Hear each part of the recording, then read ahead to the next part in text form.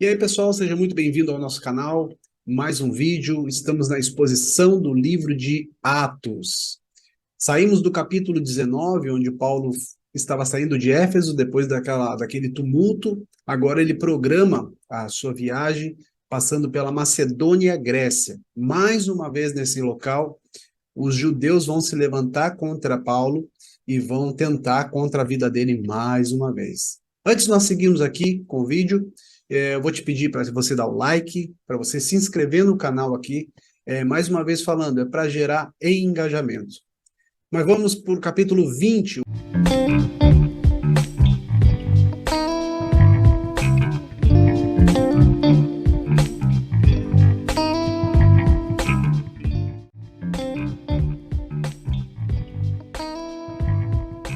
capítulo 20 é um capítulo espetacular. Ele vai fazer uma narrativa de um evangelho que emancipa.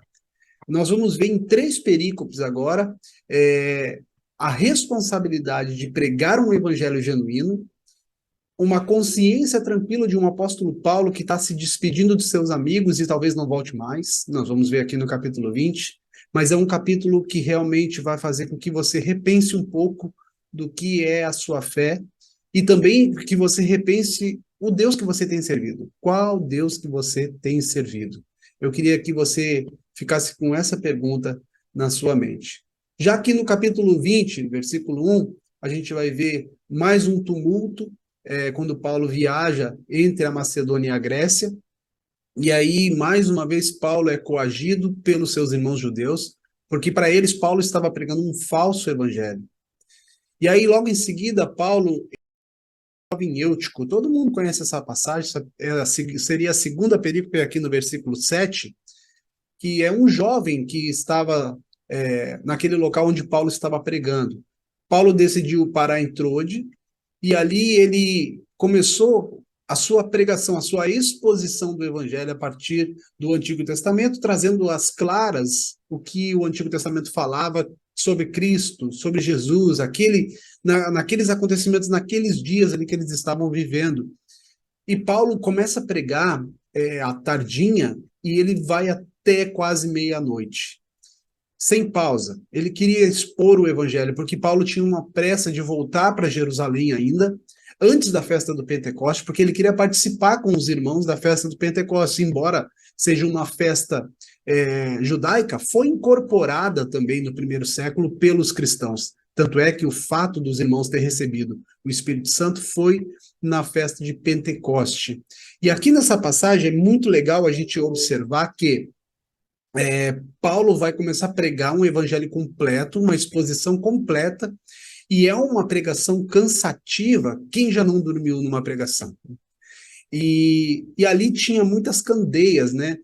Acesa, candeia para fazer luz, né? Ele queimava ali uma espécie de um combustível para criar uma luminosidade, e esse combustível, aquela combustão ali, ele queimava o oxigênio do ambiente. Então esse jovem caiu da janela do terceiro andar e esse jovem caiu morto. Imagina cair do terceiro andar, é impossível a pessoa permanecer viva, né? E aí Paulo, sem perder muito tempo, ele desce até o jovem Eutico, ele coloca as mãos nele e ele ressuscita na oração de Paulo. Não foi Paulo que fez a cura, foi Deus que fez a cura. E logo em seguida nós vemos Paulo ali dizendo: vem, vamos subir que eu quero continuar pregando. E Paulo continua pregando a noite inteirinha, foi até amanhã. Ele não dormiu, talvez pregou ali 12 horas, mais de 12 horas, e logo em seguida pela manhã ele segue a sua viagem rumo a Jerusalém. Aqui é a volta de Paulo para Jerusalém, e ele tinha essa pressa para chegar antes da festa do Pentecoste. O que me chama a atenção nessa primeira perícope aqui, para a gente bater papo, é que Paulo estava, ele não estava aquém do sofrimento daquele jovem ou daquele povo que estava ouvindo ele na cidade. Só que Paulo não deu ênfase ao milagre. Paulo não deu ênfase aos sinais. Talvez Paulo poderia ter parado ali naquele momento e ter sido adorado pelo povo, porque ele realmente, através das mãos de Paulo, foi feito um milagre. Mas não, ele disse, só um pouquinho, gente, eu tenho que voltar para pregar, eu preciso expor o evangelho para vocês. Eu vou sair dessa cidade e não volto mais para cá. Eu preciso expor o evangelho para que vocês entendam a totalidade da mensagem do evangelho de Cristo Jesus. E Paulo não dá ênfase ao milagre, simplesmente ele pega aquele jovem, o jovem estava morto, ele ressuscitou pela oração de Paulo, e Paulo coloca ele novamente no culto e diz para o povo, sobe, vamos subir que eu quero continuar pregando, e foi a noite inteira. O que nós aprendemos já nessa primeira perícope? A ênfase do evangelho nunca foram os sinais e os milagres, embora eles façam parte do evangelho. Porque Paulo não queria conquistar ninguém por causa de sinais e por causa de presentes e por causa de maravilhas. Paulo estava falando do evangelho, um evangelho completo que nós vamos ver depois aqui ao longo da última perícope, nós vamos ver o assunto da pregação de Paulo. Mas eu quero já deixar nessa primeira perícope um ensinamento para nós e uma aplicação prática. Não é sinais, não são maravilhas e não são os milagres a ênfase do evangelho. A ênfase do evangelho é a pregação expositiva da palavra que traz o homem ao arrependimento. Não importa se os sinais vão acontecer ou não vão acontecer. Isso é irrelevante à mensagem do evangelho. Eu não quero dizer aqui que sinais e milagres não acontecem, mas se eu ficar pregando só sobre isso, sinais e milagres acontecendo, eu vou atrair um povo que é um povo interesseiro, e a gente vê nas páginas do Novo Testamento demais um povo interesseiro correndo atrás de milagre. E não é essa a ênfase. Paulo agora vai passar por algumas cidades e manda chamar os presbíteros de Éfeso, que ele quer fazer agora, ele quer colocar alguns pontos ali e vai fazer uma despedida emocionante. Ele vai falar para os presbíteros depois, na passagem que a gente vai ler no final, que nunca mais eles viriam o apóstolo Paulo. Talvez passou na cabeça de Paulo que ele iria morrer ali em Jerusalém e ele não poderia mais visitá-los. Mas, na verdade, Paulo seguiu depois da sua viagem e ele morreu em Roma. Mas, realmente, alguns desses irmãos que estavam nessa reunião de presbitério ali, de Éfeso, que era uma cidade portuária, uma cidade importante na pregação do evangelho, onde Paulo permaneceu por 3 anos, foi a cidade que mais Paulo permaneceu tempo ali, pela cidade ser uma cidade idólatra, ter a estátua, né, da deusa Diana lá, e era uma cidade muito, muito idólatra. Por ser portuária, existia gente do mundo inteiro lá, então era uma cidade muito sincrética, existia todo tipo de religião lá. Então Paulo teve que gastar um tempo maior, e ali se formou um presbitério, e um deles que estava nessa reunião era Timóteo. Lucas também fala que estava junto. A gente percebe nas páginas do livro de Atos, ele se coloca como uma pessoa que estava junto. Nós estávamos, Lucas escreve. E aí Paulo chama eles e começa um discurso emocionante, duro, mas de um fator, de uma consciência tranquila, de um homem que pregou um evangelho que emancipa pessoas. E agora Paulo vai questionar algumas coisas. Paulo vai começar a dizer ali no versículo 18, ele diz, quando chegaram até eles, disse, vocês sabem como vivi todo o tempo em que estive com vocês, desde o primeiro dia em que cheguei à província da Ásia. Servi ao Senhor com toda a humildade, com lágrimas, sendo severamente provado pelas conspirações dos judeus. Vocês sabem também que não deixei de pregar a vocês nada do que foi proveitoso, mas ensinei tudo publicamente de casa em casa. Testifiquei tanto a judeus como a gregos que eles precisam converter-se ao Deus com arrependimento e fé em nosso Senhor Jesus. Paulo chama o presbitério e diz para eles, vocês sabem que eu tenho servido a Deus com um evangelho de lágrimas. Eu passei para vocês tudo o que eu aprendi. Paulo faz um questionamento para eles, dizendo assim, vocês têm a mim como uma referência? Ok. Vocês têm a mim como um homem que é a liderança de vocês? Ok. Mas vocês não dependem de mim. Vocês dependem do mesmo Deus, porque eu sou igual a vocês. E isso é muito emancipador. Por que a emancipação não é bom para os negócios de religião? Porque quando você emancipa um líder ou você emancipa as pessoas, você já não comanda mais as massas. Você se faz parte de um todo. E isso é o evangelho de Cristo. Paulo fazia parte de um todo. Ele não era um líder déspota, um líder que mandava e os outros obedeciam, ele era igual aos outros, ele servia. Ele vai dizer também que ele não era peso, ele soube trabalhar em alguns períodos para poder se sustentar. Paulo era um camaleão, ele sabia lidar em todas as situações. Ele era um exemplo, ele era um homem muito querido por esses irmãos aqui. Por isso essa parte tão emotiva. No final a gente vai ver que eles abraçam Paulo e eles começam a chorar pela despedida de Paulo. Mas Paulo foi um pouco duro ali, enfático, dizendo: emancipe o povo, pregue um evangelho que eu preguei para vocês, para que o povo também possa depender do mesmo Deus. Porque é importante, irmãos, nós entendermos isso. Se nós dependermos somente de um homem, nós não conhecemos a Cristo. E se esse homem ensinou para nós que nós devemos servir a Deus diante dele, ele está fazendo menção ao sacerdote do Antigo Testamento. E não é mais assim. Então Paulo fala para ele: que Deus vocês têm servido? Ele falou: eu servi ao Senhor com toda a humildade e com lágrimas. Esse é o exemplo de Paulo. É claro que nós temos que fazer essa reflexão: a quem e como temos servido.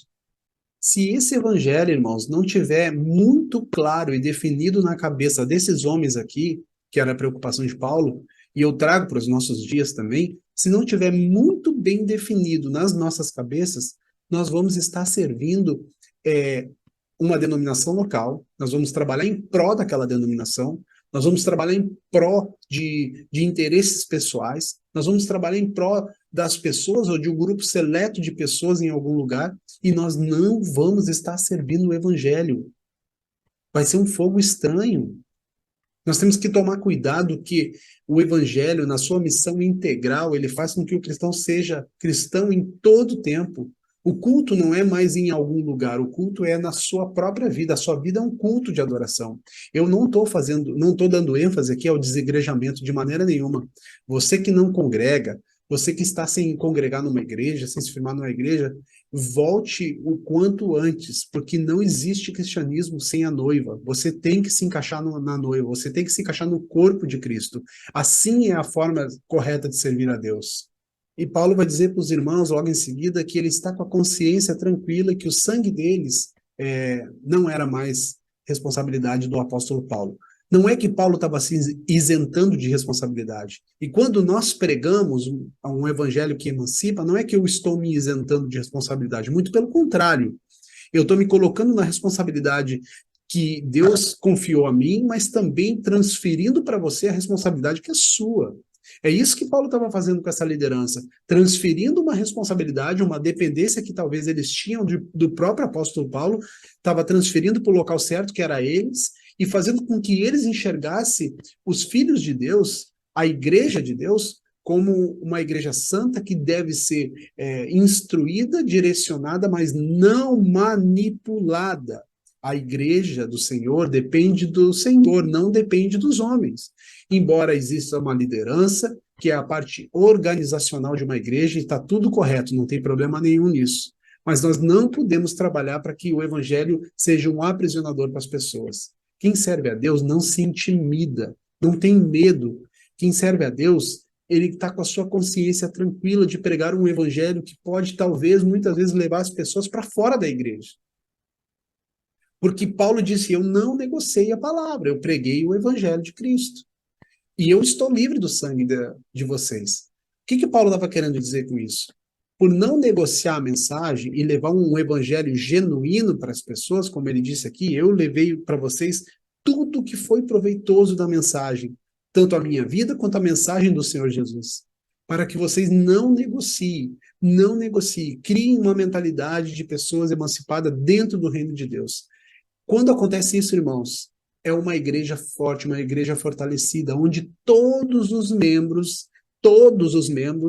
eles acreditam na missão de Cristo e eles entram na missão de Cristo e não na missão da denominação e do pastor do fulano de tal, do apóstolo fulano de tal. Quando essa responsabilidade cai no coração de cada um de nós, é uma igreja tão forte que nem a morte aqui, que era o que acontecia no primeiro século, nem a morte separavam os irmãos da presença de Deus. Porque eles não criam no apóstolo Paulo, eles não criam no apóstolo Pedro, eles criam no Deus do apóstolo Paulo, no Deus do apóstolo Pedro. Embora tinham muito carinho pelos esses irmãos. mas os próprios líderes eles não deixavam eles tomar essa dependência deles, porque eles sabiam que eles não eram nada. Eles não morreram e ressuscitaram pelo povo. O evangelho não era deles, o evangelho é de Cristo. E o fato de pessoas estar servindo a Deus com esse conceito de um evangelho emancipador, ele pode não facilitar a sua vida, ele pode complicar a sua vida. Porque você pode se complicar dentro da denominação que você está, você pode se complicar também junto com a sua família pode abandonar, amigos podem abandonar, porque você se posicionou de uma outra forma, a não ser a forma religiosa, dependente de pessoas. Agora você se posiciona e você tem um livro que é a Bíblia Sagrada, que é o nosso manual de regra e fé, e você consegue entender a Bíblia, você consegue se comportar como um cidadão do céu. Isso emancipa. E a primeira pessoa que você tem que cuidar é de você mesmo. A primeira ovelha que você vai cuidar, porque Paulo diz para eles, cuidem da igreja do Senhor. Mas a primeira pessoa que vocês têm que cuidar é de vocês mesmos. Como é que vocês cuidam de vocês mesmos? Quando a mentalidade de vocês acontecer a metanoia, vocês dependerem do Senhor. Isso não é uma mensagem que vai trazer sobre vocês rebeldia, não é uma mensagem que vai trazer sobre vocês pessoas difíceis, como é muito colocado hoje. Não, isso vai trazer sobre vocês uma mentalidade de pessoas emancipadas, que questionam com educação, que levam as suas dúvidas, que não aceitam qualquer tipo de alimento, porque muitas igrejas hoje estão oferecendo carniça para os abutres. E os abutres estão comendo carne podre, achando que aquilo ali é evangelho. E não, nós temos que olhar para a Bíblia, estudar a Bíblia, e se preciso for, nós questionar quem está pregando ela. Esse era o conteúdo da mensagem de Paulo. Porque não adianta você fazer, e não estar fazendo para Deus. Você está trabalhando em prol de uma denominação, em prol de um local, em prol de um certo grupo de pessoas. Deus não está interessado naquilo que você sabe fazer. Deus está interessado naquilo que você é. Versículo 24 e 25, Paulo continua, né, a sua despedida ali, também colocando as suas considerações, orientando os irmãos em relação a isso, a cuidar da igreja, a ter uma consciência sã e tranquila do evangelho, e ele vai dizer que ele não considera a sua vida de valor algum. Estava dizendo, vocês têm que depender do Senhor, ensine o povo a servir ao Senhor, cuidem uns dos outros, abracem uns aos outros, sofram uns com os outros, alegrem-se uns com os outros, cuidem uns dos outros, e isso vocês vão estar servindo o Evangelho. Versículo 25, Paulo vai começar aquela despedida emotiva, e ele vai dizer assim, agora sei que nenhum de vocês, entre os quais passei pregando o reino, verá novamente a minha face. Portanto, eu declaro hoje que estou inocente do sangue de todos, pois não deixei de proclamar a vocês toda a vontade de Deus. Olha que coisa forte, que interessante. Ele disse, vocês não vão me ver mais, mas eu estou com a consciência tranquila, eu estou livre do sangue de todos vocês, tanto aqueles que se perderam, quanto aqueles que estão salvos. Eu não tenho culpa nenhuma, eu preguei o evangelho pleno, consciente da graça de Deus, olhando para dentro do Antigo Testamento, vendo, enxergando a lei, entendendo que a lei foi cumprida, não coloquei peso da lei porque vocês são gentios e vocês vão seguir com a igreja gentílica, a igreja do Senhor. Nós não colocamos o peso da lei sobre vocês, mas agora eu preguei todo o evangelho, eu estou indo e eu não volto mais. Então Paulo estava dizendo para eles, sigam a missão de Cristo, vocês estão em Cristo, vocês não estão em Paulo. Que interessante isso, irmão. Eu não vejo isso nos nossos dias hoje. Eu vejo sempre uma liderança formando pessoas dependentes deles. E segue no versículo 28, ele vai falar sobre o modelo da liderança cristã mais uma vez.